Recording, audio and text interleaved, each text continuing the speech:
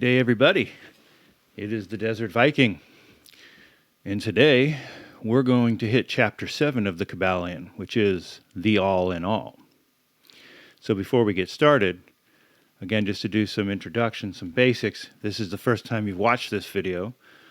This is what I'm calling my Builder's Workshop, and this stemmed from being asked, where do I even begin learning esoteric things? I was asked this in Lodge because I'm an esoteric Freemason.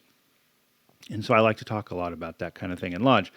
And there are people interested, but they don't even know where to begin. And that's understandable because there's just so much to get into that knowing where to start can be daunting. And I understand that. So one of the cornerstones of my philosophy comes from the Hermetic teachings. And that's where I chose to start with the Builder's Workshop. So we're delving into Hermetic philosophies that have come from an individual named Hermes Trismegistus, who lived allegedly around or before the time of Moses, who left a lot of really good teachings and philosophies that have lived to this day and form the cornerstone of esoteric teachings, the occult, etc. Those types of philosophies, the hidden secrets, have lived since essentially mankind has been here. And Hermes has other names such as Thoth, the god of knowledge, and he's also been called Enoch. But a lot of that may have been just simply because the people writing about Hermes during that time had to disguise his name to a more biblical, acceptable name for survival reasons. But anyhow, so we're going over this book, which is the Kybalion, and the Kybalion was written in 1908. And essentially, they're distilling a lot of the Hermetic philosophies into some important chapters. So this is essentially, I don't know, the Cliff Notes maybe of all of this ancient work, or call-outs of the important parts. If you want to get more into it, this is just one. You can find bunches of this on Amazon. This is the Divine Pymander of Hermes, Mercurius, Trismegistus. The Divine Pymander is a series of writings by Hermes that form, again, this is another part of the cornerstone of the philosophy. And a lot of the information in that book we'll touch on in the Kybalion. So that's what this is. If you're here, thanks for tuning in. Sit back. We're going to read from Chapter 7. I do advise that you go back and watch Episode 0, which kind of discusses what all this is about, and then episodes 1 through 6, which were the previous 6 episodes. When trying to attempt to tackle these types of material, this is not the type of book that you read through like a fiction book from cover to cover in a day. You take a little bit of it at a time, and then you think about it. And then you read a little bit more, and then you think about it. That's how you approach this type of material, and that's why I've been staggering these out over one video for every few days. Chapter 7, the All in All. While all is in the all, it is equally true that the all is in all. To him who truly understands this truth hath come great knowledge. How often have the majority of people heard repeated the statement that their deity, called by many names, was all in all, and how little have they suspected the inner occult truth concealed by these carelessly uttered words. That's a very, very important first paragraph to begin this reading. So think about that one for a minute. The commonly used expression is a survival of the ancient Hermetic maxim quoted above. As the Kybalion says, to him who truly understands this truth hath come great knowledge. And this being so, let us seek the truth, the understanding of which means so much. In this statement of truth, this Hermetic maxim, is concealed one of the greatest philosophical, scientific, and religious truths. We have given you the Hermetic teaching regarding the mental nature of the universe, the truth that the universe is mental, held in the mind of the All. As the Kybalion says, in the passage quoted above, all is in the All. But note also the correlated statement that it is equally true that the All is in all. This apparently contradictory statement is reconcilable under the law of paradox. It is, moreover, an exact Hermetic statement of the relations existing between the All and its mental universe. We have seen how all is in the all. Now let us examine the other aspect of this subject. The Hermetic teachings are to the effect that the all is immanent in, remaining within, inherent, abiding within its universe, and in every part, particle, unit, or combination within the universe. This statement is usually illustrated by the teachers by a reference to the principle of correspondence. The teacher instructs the student to form a mental image of something, a person, an idea, something having a mental form, the favorite example being that of the author or dramatist forming an idea of his characters, or a painter or sculptor forming an image of an ideal that he wishes to express by his art. In each case, the student will find that while the image has its existence and being solely within his own mind, yet he, the student, author, dramatist, painter, or sculptor, is, in a sense, immanent in, remaining within, or abiding within this mental image also. In other words, the entire virtue, life, spirit, and reality in the mental image is derived from the immanent mind of the thinker. Consider this for a moment until the idea is grasped. To take a modern example, modern as in 1908, let us say that Othello, Iago, Hamlet, Lear, Richard III existed merely in the minds of Shakespeare at the time of their conception or creation. And yet Shakespeare also existed within each of these characters, giving them their vitality, spirit, and action. Whose is the spirit of the characters that we know as Macabre, Oliver Twist, Uriah Heep? Is it Dickens? Or have each of these characters a personal spirit independent of their creator? Have the Venus of Medici, the Sistine Madonna, the Apollo Belvedere, spirits and reality of their own, or do they represent the spiritual and mental powers of their creator? The law of paradox explains that both are true, viewed from the proper viewpoint. Macabre is both macabre and yet Dickens. And again, while macabre may be said to be Dickens, yet Dickens is not identical with macabre. Man, like macabre, may explain, the spirit of my creator is inherent within me, and yet I am not he. How different this from the shocking half-truths so vivaciously announced by certain of the half-wise, who fill the air with their raucous cries of, I am God. Imagine poor Macabre or the sneaky Uriah Heep crying, I am Dickens, or some of the lowly clods in one of Shakespeare's plays eloquently announcing that, I am Shakespeare. The all is in the earthworm, and yet the earthworm is far from being the all. And still the wonder remains that though the earthworm exists merely as a lowly thing, created and having its being solely within the mind of the all is immanent in the earthworm, and in the particles that go to make up the earthworm. Can there be any greater mystery than this of all in the all, and the all in all? The student will, of course, realize that the illustrations given above are necessarily imperfect and inadequate, for they represent the creation of mental images in finite minds, while the universe is a creation of infinite mind, and the difference between the two poles separates them. And yet it is merely a matter of degree. The same principle is in operation. The principle of correspondence manifests in each. As above, so below, and as so below, as above. And in the degree that man realizes the existence of the indwelling spirit immanent within his being, so will he rise in the spiritual scale of life. This is what spiritual development means: the recognition, realization, and manifestation of the spirit within us. Try to remember this last definition, that of spiritual development. It contains the truth of true religion. There are many planes of being, many subplanes of life, many degrees of existence in the universe, and all depend upon the advancement of beings in the scale, of which scale the lowest point is the grossest matter, the highest being separated only by the thinnest division from the spirit of the all. And upward and onward along this scale of life, everything is moving. All are on the path, whose end is the all. All progress is returning home.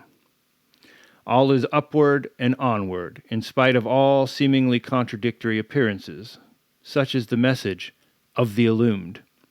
The Hermetic teachings concerning the process of the mental creation of the universe are that at the beginning of the creative cycle, the all, in its aspect of being, projects its will towards its aspect of becoming, and the process of creation begins.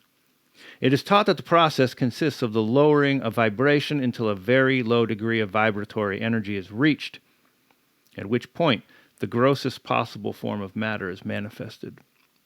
This process is called the stage of involution, in which the all becomes involved or wrapped up in its creation. This process is believed by the Hermeticists to have a correspondence to the mental process of an artist, writer, or inventor who becomes so wrapped up in his mental creation as to almost forget his own existence, and who, for the time being, almost lives in his creation. If instead of wrapped, we use the word rapt, as in R-A-P-T, perhaps we will give a better idea of what is meant. This involuntary stage of creation is sometimes called the outpouring of the divine energy, just as the evolutionary state is called the indrawing. The extreme pole of the creative process is considered to be the furthest removed from the all, while the beginning of the evolutionary stage is regarded as the beginning of the return swing of the pendulum of rhythm, a coming home idea being held in all of the Hermetic teachings. The teachings are that during the outpouring, the vibrations become lower and lower until finally the urge ceases and the return swing begins. But there is this difference that while in the outpouring, the creative forces manifest compactly and as a whole, yet from the beginning of the evolutionary or indrawing stage, there is manifested the law of individualization. That is, the tendency to separate into units of force so that finally that which left the all as unindividualized energy returns to its source as countless highly developed units of life, having risen higher and higher in the scale by means of physical, mental, and spiritual evolution. The ancient Hermeticists used the word meditation in describing the process of the mental creation of the universe in the mind of the all, the word contemplation also being frequently employed. But the idea intended seems to be that of the employment of the divine attention. Attention is a word derived from the Latin root meaning to reach out, to stretch out. And so the act of attention is really a mental reaching out extension of mental energy so that the underlying idea is readily understood when we examine into the real meaning of attention. The Hermetic teachings regarding the process of evolution are that the all, having meditated upon the beginning of creation, having thus established the material foundations of the universe, having thought it into existence, then gradually awakens or rouses from its meditation, and in so doing starts into manifestation the process of evolution on the material, mental, and spiritual plane, successively, and in order. Thus the upward movement begins, and all begins to move spiritward.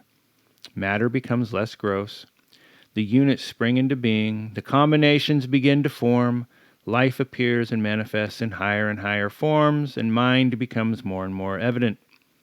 The vibrations constantly becoming higher.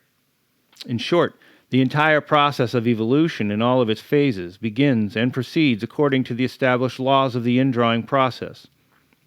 All of this occupies eons upon eons of man's time, each eon containing countless millions of years, but yet the illumined inform us that the entire creation, including involution and evolution of a universe, is but as the twinkle of the eye to the all. At the end of countless cycles of time, the all withdraws its attention, its contemplation and meditation of the universe, for the great work is finished, and all is withdrawn into the all from which it emerged. But mystery of mysteries, the spirit of each soul is not annihilated, but is infinitely expanded. The created and the creator emerged, such is the report of the illumined. The above illustration of the meditation and subsequent awakening from meditation of the all is, of course, but an attempt of the teachers to describe the infinite process by a finite example. And yet, as below so above, the difference is merely in degree. And just as the all arouses itself from the meditation upon the universe, so does man, in time, cease from manifesting upon the material plane and withdraws himself more and more into the indwelling spirit, which is indeed the divine ego. There is one more matter of which we desire to speak in this lesson, and that comes very near to an invasion of the metaphysical field of speculation, although our purpose is merely to show the futility of such speculation. We allude to the question which inevitably comes to the mind of all thinkers who have ventured to seek the truth. The question is, why does the all create universes? The question may be asked in different forms, but the above is the gist of the inquiry. Men have striven hard to answer this question, but still there is no answer worthy of the name.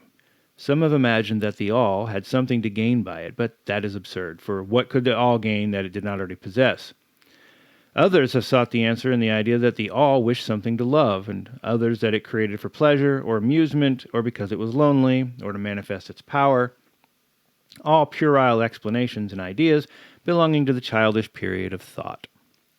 Others have sought to explain the mystery by assuming that the all found itself compelled to create by reason of its own nature, its creative instinct.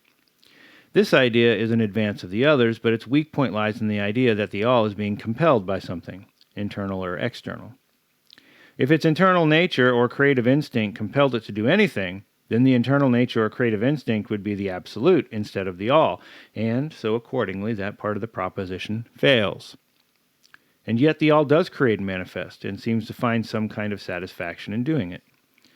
And it is difficult to escape the conclusion that in some infinite degree it must have what would correspond to an inner nature or creative instinct in man, with correspondingly infinite desire and will. It could not act unless it willed it to act, and it would not will to act unless it desired to act, and it would not desire to act unless it obtained some satisfaction thereby. And all of these things would belong to an inner nature, and might be postulated as existing according to the law of correspondence. But still we prefer to think of the all as acting entirely free from any influence, internal as well as external. That is the problem which lies at the root of difficulty, and the difficulty that lies at the root of the problem. Strictly speaking, there cannot be said to be any reason whatsoever for the all to act, for a reason implies a cause, and the all is above cause and effect, except when it wills to become a cause, at which time the principle is set into motion. So you see, the matter is unthinkable just as the all is unknowable. Just as we say the all merely is, so we are compelled to say that the all acts because it acts. And the last, the all is all reason in itself.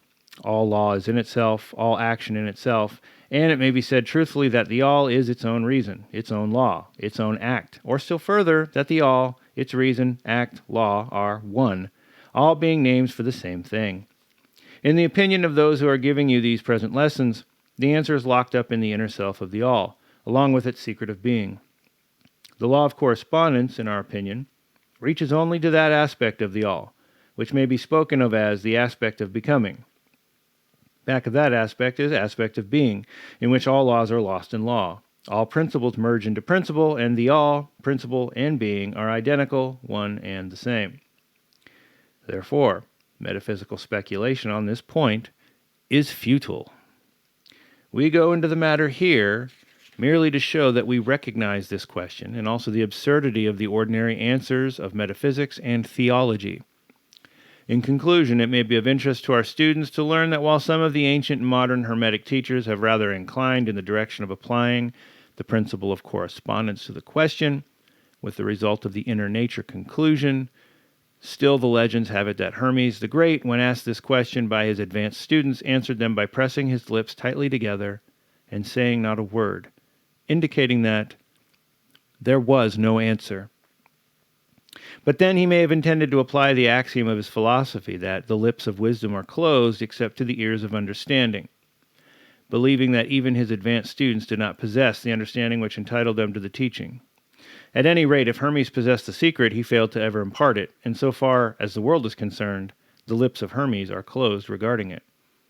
And where the great Hermes hesitated to speak, what more mere mortals may dare to teach? But remember that whatever be the answer to this problem, if indeed there be an answer, the truth remains that while all is in the all, it is equally true that the all is in all. The teaching on this point is emphatic, and we may add the concluding words of the quotation, "To him who truly understands this truth hath come great knowledge." All right, thank you. That was Chapter 7. Chapter 7 was a little bit of a doozy, talking about the nature of the all, the God, the divine, whichever word you use to define God. And as we see, that is an unknowable prospect for us. But yet the truth lies in those words somewhere, and even Hermes the Great failed to disclose that particular truth. So something to think upon when people claim to know the answer of what God is thinking. A very, very common thing indeed today, where I can basically go out to the internet in a dozen places, probably in the next 5 minutes, and find someone proclaiming that they're speaking on behalf of God or they know God's mind. Just remember that, the absurdity of that statement, and realize that as men and women, as mortals, we have no idea about the mind of God, and that the all, God is in all, and all is in God. Thank you for watching. I look forward to moving into the next chapter. If you have any questions, comments, please leave them below in the video. I appreciate any comments that I get, and I love to answer them and have those discussions. If you have any other questions pertaining to things like Freemasonry or esoterics in general, I'm happy to field any of those questions. And until next time, people, please be safe, keep your mind sharp, and we'll talk to you soon.